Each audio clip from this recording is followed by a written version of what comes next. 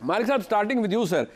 अब सबसे पहले इस वक्त मुस्लिम लीग नून के हवाले से मैं आपसे ये पूछना चाहूँगा, आज जो एतराज़ किया गया मलिक अहमद खान साहब की जानिब से, मरियम औरंगजेब साहबा की जानिब से, मोहसिन राजा साहब की जानिब से कि इमरान खान को फिर सर्टिफिकेट दिए जा रहे हैं और उनको लाडला बनाया जा रहा है और मासूम कहा जा रहा है, आपको लगता है कि एक फैसले से, and that two of a bail order, इतनी ज़्यादा शिद्दत से एक प्रेस कॉन्फ्रेंस आना ज़रूरी था? Yes and no. देखें, इस वक्त तो पॉइंट स्कोरिंग होगी और मेरा ख्याल है ज़्यादा एतराज़ उस पास से हुआ था जब कुछ कमेंट्स, ऑब्जर्वेशंस दी थी जजेस ने कोर्ट के अंदर, वो शायद ज़्यादा चुभी हैं सबको और वही बार बार रिपीट होती हैं, टिकर्स चलते हैं।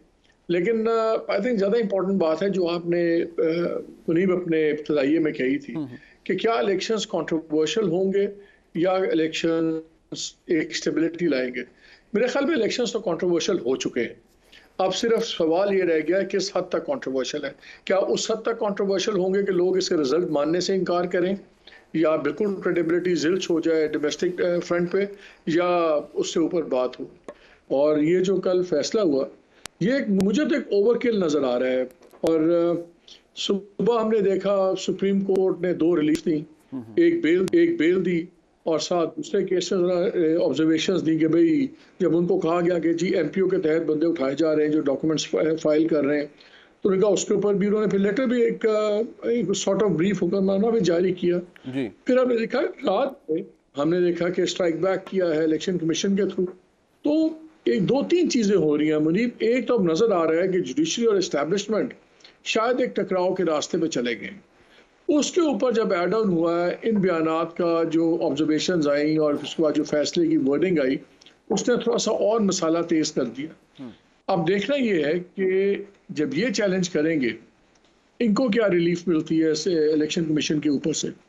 सो कंट्रोवर्शियल तो बहुत ज़्यादा हो गए हैं, लेकिन मेरा ख्याल है जो उससे ज़्यादा अलार्मिंग चीज़ मुझे यही लग रही है कि जो हमें कॉन्फ्लिक्ट एक बढ़ता नज़र आ रहा है, जो पहले भी सबका ख्याल था कि फाइज ईसा लेट सुप्रीम कोर्ट, कैसे होगा इनका रिलेशनशिप, कैसा बनेगा विद एस्टैब्लिशमेंट, तो वो थोड़ी सी हमें ट्रबल मेकिंग नज़र आ रही है। और हमें नर्वसनेस कुछ पीएमएलएन में भी नज़र आ रही है। मुझे नहीं याद पड़ता आखिरी बारी नवाज शरीफ साहब ने कब इतनी कॉम्प्रिहेंसिवली कैंडिडेट्स के इंटरव्यूज़ किए और पूरे प्रोसेस के अंदर से गुजरे जितने वो इस्तीफ़ा कर रहे हैं। और अगर इतना ही सेटल्ड मामला होता और बिल्कुल तसल्ली में बैठे होते तो हमेशा की तरह वो होता, लिस्टें बनती और अप्रूव हो जाता।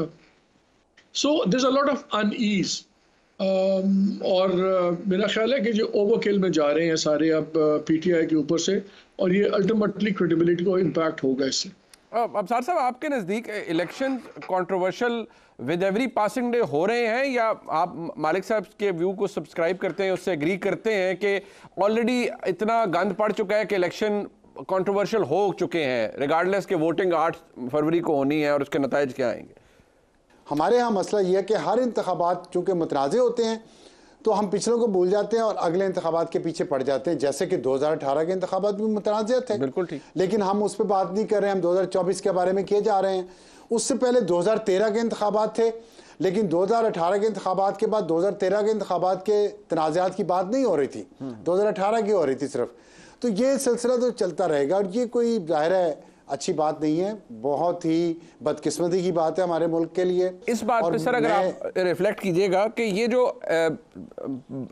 इलेक्शन सिंबल था, पार्ट जो इंतखाबी निशान है तहरीक इंसाफ का, ये चला गया, जारी बात है वो उसके खिलाफ पेशावर हाई कोर्ट में भी जाएंगे, बताया जा रहा है सुप्रीम कोर्ट में भी जाएंगे, फाइन, क्योंकि ऐसा अपील लाई नहीं करती तो आप या हाई कोर्ट में जाते हैं तो रेड जुरिस्डिक्शन पे उधर जाएंगे तो 184(3) में। बट सवाल ये है, क्या आपको भी ये लगता है कि ये ओवरकिल हुआ है और ये फैसला, क्योंकि अगर आप उस फैसले को पढ़ें तो लगता है कि वहाँ पर मेजर इश्यूज थे जो तहरीक इंसाफ जहाँ पर कानूनी तौर पर मुकम्मल तमाम प्रोटोकॉल्स फॉलो नहीं कर पाई अपने आइन के मुताबिक और इलेक्शन एक्ट के मुताबिक। लेकिन क्या आपको लगता है ये हाइपर टेक्निकलिटी में जाके इलेक्शन कमीशन ने फैसला दिया और इस फैसले की ज़रूरत नहीं थी, बहुत सारी चीज़ों को ओवरलुक भी किया जा सकता था? देखिए, बात है कि आप लकीर के किस तरफ हैं। असल हमारे यहाँ हकीकत जो है वो ये है कि आप लकीर के, आप मेरे राइट हैंड पे हैं, लेफ्ट हैंड पे। मेरे से मुराद आपको पता कौन, मैं ढकी छुपी बात कर रहा हूँ आजकल। तो क्योंकि सेंसर कमेटी बहुत सख्त है। तो बात यह है कि आप किस तरफ हैं। अब बदकिस्मती ये है जिसका मैं मुसलसल ये बात कर रहा हूँ कि पिछले 7 साल से इस मुल्क में एक हाइब्रिड निज़ाम है जिसको हर सियासी जमात ने पानी दिया है, मीडिया ने भी पानी दिया है, जुडिशरी ने भी पानी दिया है, और उस हाइब्रिड निज़ाम में कोई सियासी जमात ये नहीं कह सकती कि उसने उस हाइब्रिड निज़ाम की मुखालफत की है। पूरे 7 सालों में कोई वक्त ऐसा है जिसमें मुख्तलिफ सियासी जमातों ने इस हाइब्रिड निज़ाम की कुछ देर के लिए मुखालफत तो की है, लेकिन असूली और नज़रियाती तौर पे मुसलसल किसी सियासी जमात ने एक जगह स्टैंड नहीं किया। उसका नुकसान हो रहा है, कभी कोई रिसीविंग एंड पे होता है, कभी कोई गिविंग एंड पे होता है। अब ये बदकिस्मती है इस मुल्क की कि सियासी जमातें जो हैं वो अपने एक नज़रिए पे खड़ी नहीं रहती। मैं ये नहीं एक्सपेक्ट करता सियासी जमातों से कि वो इनकलाबी हो जाएंगी या नज़रियाती हो जाएंगी, लेकिन कुछ मिनिमम प्रिंसिपल तो होने चाहिए ना हर एक के, और कुछ मिनिमम कॉमन एजेंडा तमाम सियासी जमातों का होना चाहिए, जैसे चार्टर ऑफ डेमोक्रेसी में हुआ था। मालिक साहब, आप मुझे ये बताएं कि क्या तहरीक इंसाफ बहैसियत एक जमात अगर आज ये कहती है कि हम लकीर के गलत साइड पर खड़े हो गए या हम जो भी उनके साथ हो गया और वो रियासती जबर का शिकार है, क्या 2018 के मुकाबले में, क्योंकि फटाफट मुस्लिम लीग नून कहती है ना कि देखिए जी हमारे साथ भी ये हुआ, हमारे लोगों के टिकट वापस कराए गए, हमारे साथ ये हुआ, हमें जेलों में डाला गया, सब कुछ हुआ, क्या ये दोनों हालात दोनों जमातों के कॉम्परेबल हैं आपस में या नहीं? ये जरा लेवल अबव हो गया है जो पीटीआई के साथ हो रहा है। नहीं, मेरा ख्याल है ये मसाला बहुत तेज है इस बारी खाने में। मुझे बताएं तब कितने इंटरव्यूज होते थे, कोई या ये हाल नहीं था कि आधी पार्टी गायब थी या तायब थी। अब तो या आप गायब हैं या आप तायब हैं। आप आते हैं, आप इंटरव्यूज देते हैं, फिर आपकी रिकॉर्डिंग चलती हैं, फिर आपको तमाम आप ईमान ले आते हैं। ये पहले नहीं था। अभी भी जो हो रहा है, जिस तरह शिकायतें आ रही हैं, जो लोग नॉमिनेशन पेपर्स के साथ जो हो रहा है, जिस तरह वहाँ पे लिखवा के हल्फिया बयान आपको मिल रहे हैं जी। आपको चॉइसेस ये भी कई जगह पे नहीं दी जा रही कि आप आज़ाद भी इलेक्शन लड़ें। ये चॉइस तो है कि आप पीपल्स पार्टी से लड़ लें या यूआई से लड़ लें या मुस्लिम लीग से लड़ लें, वो तो ठीक है। बहुत जगह पे तो आज़ाद का ऑप्शन भी नहीं है, पीटीआई तो दूर की बात है। सो मेरा ख्याल है जो इंटेंसिटी है वो कहीं भी करीब नहीं है। दूसरा, तब 2018 में हाथ हुआ था इनके साथ इलेक्शन वाले दिन, वोटिंग वाले दिन, जब रिजल्ट का ड्रामा हुआ, बाद में जो कॉबलिंग हुई, जो प्री और पोस्ट होती है, लेकिन जो पुरतशद्दुद था वो नहीं था। ठीक है, इसमें इन्होंने अपने हाथ काट के पकड़ा दिए जब 9th में हुआ, तो उसमें तो पीटीआई ने एक बहुत संगीन गलती की और इन्होंने अपने हाथ काट के पकड़ा दिए एस्टैब्लिशमेंट को। तो ठीक है, वो तो अब दे हैव टू पे द प्राइस, क्योंकि वो जो इन्होंने गलत चीज़ें हुई, दे आर नाउ उसकी कॉस्ट बहुत ज़्यादा पड़ गई है इनको। लेकिन अगर उसको साइड पे भी कर दें तो मेरा ख्याल है जिस तरह गवर्नमेंट इनकी गिरी थी और जिस तरह साइडलाइन किया गया है, देखिए मैं क्यों कहता हूँ कि ये कंट्रोवर्शियल बहुत ज़्यादा हो गया।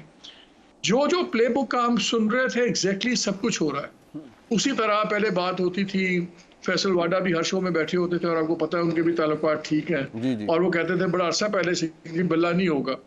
फिर मैंने भी अपने शोज में कहा कि जी ये बात चल रही है कि अगर दूसरे को लाना होगा तो बल्ले को जाना होगा, but it was still an overkill. अब उस प्ले बुक में एक ही चीज़ रह गई है, वो है इमरान खान की कन्विक्शन। अगर जो है जनवरी के अंदर हमें इमरान खान को सजा भी होते हम देख लेते हैं, तो फिर मुझे आप बताइए, तो फिर इसका मतलब है जितनी बातें क्या कहें आप, एनालिसिस कह लें, प्रोजेक्शंस कह लें या व्हाटएवर, तो फिर तो प्ले बुक की गेम क्लियर हो गई ना।